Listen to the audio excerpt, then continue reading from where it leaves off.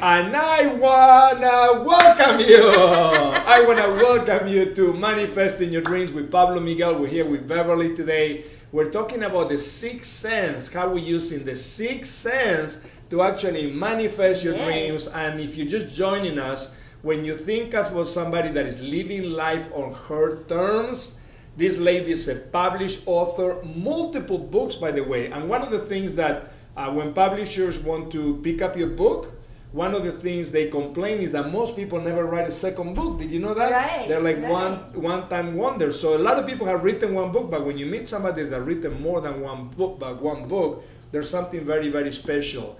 And she traveled all over the country. She's been successful in multiple disciplines, in multiple businesses. But one of the things that we get a lot of comments from people, they say, well, I look up to all these people that are living the dreams, but it's not me. I cannot make it. You don't understand my story. I went through an abusive situation. My family was messed up. I mean, it's like we all have a way to rationalize why things are not going the way we want it.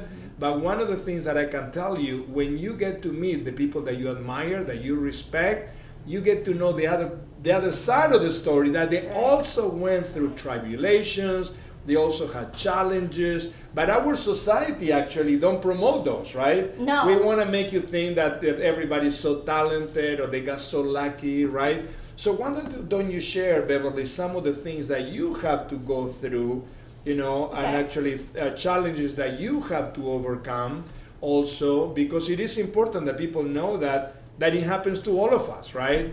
So what were some times in your life that was a little bit challenging? In the first segment, we talked a little bit about my childhood, right? And I mean, 11 kids, there has to be a battle. Well, right? when you grow up in that, and what number were you? It's just natural, two. Two, okay. Were there I any got the twins? second child syndrome, So you were the second one? Yeah. Oh my God, that must be tough. That's why you're so competitive. Well, and I was my dad's. And you were a middle child for a couple of years, right? Well, for 1 year. For 1 year, okay. But, I was my dad's son till my brothers came along.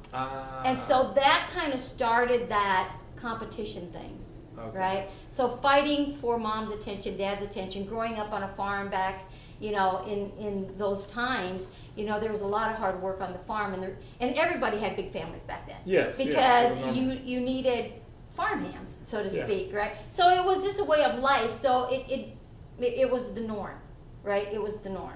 So it wasn't anything out of the ordinary or anything, that's different. It's what you grew up with and what you got to know. But that little rebel me that I talked about in that first segment, as I ended that story, having sex 3 times and having 3 children, then the struggles came. Because the things that started happening in my life, it was in 1974. I had 3 children, all under the age of 5. I had no identity. My identity was through association. Oh, you're so-and-so's mother, so-and-so's wife. Oh, you pump gas, you do this, it was like... What did your husband do? He was a mechanic. Okay. Yeah, he was a mechanic. And we were just living paycheck to paycheck. Back then when we had $50 a month rent, that's unheard of. $50? Why so much? I know. But, so he was making $400 a month, and it just, again, that was in 1974 in the Midwest, Wow. So when you look at where things have developed from then. But at the same time, I found myself not being where I wanted to be. That's not what I was supposed to be doing, and I knew it. And I kept falling deeper and deeper into that dark hole of, why am I here? Who am I? And I decided, you know what? There's nothing for me here. I'm checking off the planet. I'm done. I was so full of anger that had built up through my childhood. I was angry at the world. I blamed the world for everything. So you actually considered suicide? I did. Oh, wow. I did. I actually put my kids to bed, and I went for a walk down a gravel road. There's nobody to talk to back then. There's nobody that would listen to what was going on. But you know what? In Iowa, we have cornfields. They got lots of ears.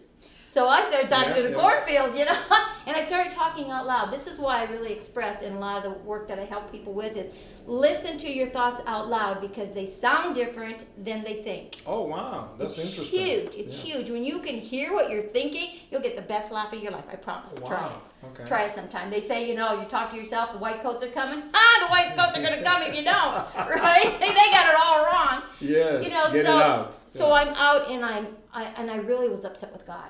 I really was. I spent 12 years in a parochial school and I just started yelling at God. I mean, you talk about calling him every name in the book and blaming him. I mean, I just rant and raved to the point of no end. And then it got quiet and I hear this voice say, "Are you done?" I said, "No." And I started it again. Wow. Just screaming, getting all that anger and hate and frustration and unknowing out of my body, just screaming. And then I started crying. I started crying so profoundly that I couldn't hardly breathe. And then I heard the voice again say, "Are you done?" And I said, "Yes." Wow. That was my surrender. And that was number one, biggest aha moment of my life, right? And because I was planning my checkout, right? And then the voice says, "So who's going to take care of your kids if you're not here?" Now that's a slap into reality. I mean, a real slap back into reality, right? And it's like, are you kidding me? They're all under the age of 5. I got to be around here for a long time. It's That's like, right. all right, so now what am I going to do? It's like, fine. If I got to hang around for all this time, then let's make a deal. This is where I was, right? Let's make a deal. I'm in a dead-end marriage. I don't want out of it, right? I want out of Iowa. This is not where my life is supposed to be. I want to start living my dreams, my passions, what I want to do. I want to travel, you know.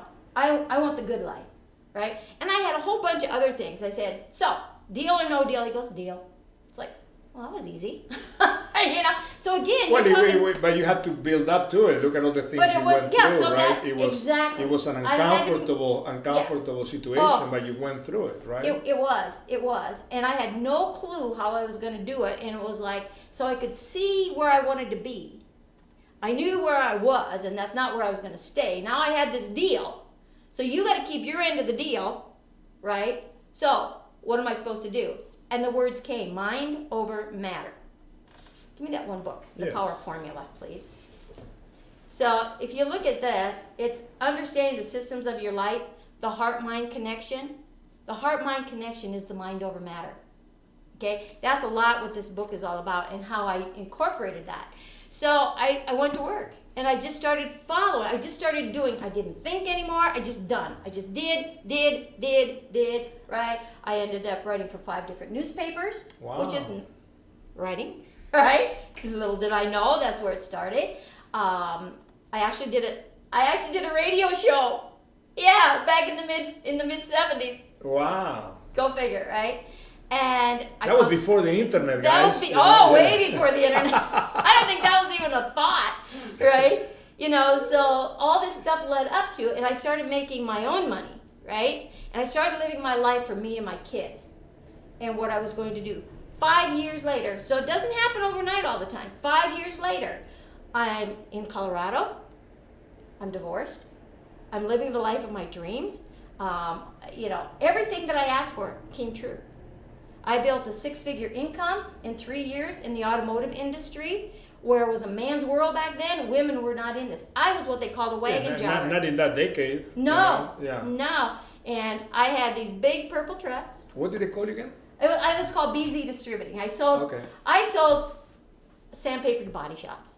Okay? Wow. But I had an admiration and a respect because of my integrity and the integrity of the shops that I dealt with. I didn't have to sleep with them, which I was accused of because I was getting so much business They will from some of assume. the They will other assume paint stores, if a right? female is Yeah. successful. Yeah, They exactly. will assume they were especially sleeping. back then. Oh, especially my back God. then. Yeah. But you know what? It started my coaching business and my counseling business back then because these guys would come to me and they would say, "Beverly, you know, you're a female." I said, "Well, thanks for noticing," right? Because I'm a comedian by heart, and it was like, so my wife is, you know, we had this fight, or my girlfriend this, or whatever, right? So I would tell them certain things. This is what she's asking for. Well, it don't sound like that. So, well, what do you got to lose? She's upset with you now. What do you got to lose? So you were like a liquorless bartender. Exactly. So that part of my life was, it was the ground floor for what I'm doing right now. It was just amazing. So it was natural, right? Yeah, natural. when you look at everything in your past, That's and then you start seeing it all coming together, it's amazing. That's fantastic. It's amazing. Yeah. And so, and I'm so glad you're sharing that, because people look at your life right now and they think like, oh, she's so easy, or she's so natural, or this and that. But just imagine, it mom, was a fight. A mom with actually 3 kids under the age of 5, and if it's hard now to manifest a separation or a divorce, just imagine in that time, because you had the stigma. Right? There was a stigma like, back then. Yeah, and you know what? I didn't care. Absolutely. Again, that's like you say, living, the way you want. It don't matter what other people think. You have to be living in life in your terms. Yeah. And we talked about in previous segments about making a decision, which you did, about using your imagination, which you did, about using the power of faith, which you did, so that all these things come together. But wait, because there's more. There's more to this story. But my producer is just letting us know that we have to go to a short commercial break. But we still have tickets to give away, right? Yes, lots of tickets. If you haven't, just make sure, all you have to do is tag a friend below. If you're on the live Facebook show today, tag a friend or multiple friends, and make some comments. See what this is getting to you. Yeah, the more tickets you have in there, the more options you can win. And then if your friend wins, they should take you, right? That's right. They should take you to the show, right? For the Las Vegas show and a buffet. And go to www.manifestingyourdreams.net and sign up as a VIP to stay connected with us. But we want to inspire you, and I think you're doing an incredible job at that. Thank you. And we want to give you tips and strategies so you can also develop the sixth sense, so you can manifest your dreams faster. Right, and we'll talk about that. We'll be right back.